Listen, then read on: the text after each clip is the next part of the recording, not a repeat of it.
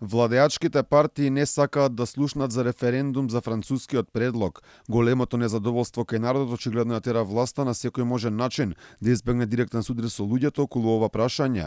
И самиот премиер Димитар Ковачевски запрашан дали документот на Макрон би станал референдумско прашање, одговори дека ќе одел само во собранието. Ова е предлог кој што ќе оди во собранието согласно со уставното уредување на нашата држава, односно го одобрува владата, го разгледува и собранието.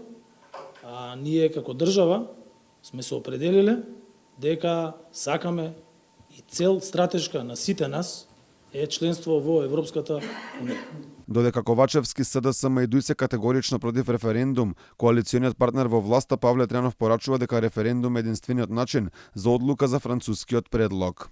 Целиот пакет, вклучително и протоколот, треба да се објави во изворна оригинална форма и да се преведе на македонски јазик за да може секој граѓанин да изгради свој став. Неопходна е широка расправа во општеството, потоа во парламентот и за ставот што ќе го изрази парламентот, да се изјаснат граѓаните на референдум. Се работи за стратешки национални прашања за кои треба поширок консензус.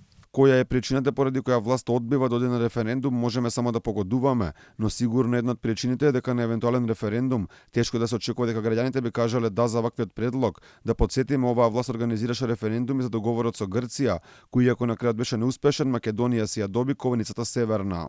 Согласно утврдениот резултат од гласањето на референдумот 2018 година, одлуката не е усвоена. Дека е потребен референдум порачи поранешниот пратеник на СДСМ Ферит Мухиќ, додека многумина го бараат тоа, министерот за надворешни работи Бујар Османи дури ни порача и дека владата можела сама да одлучи, дури и без да го праша собранието.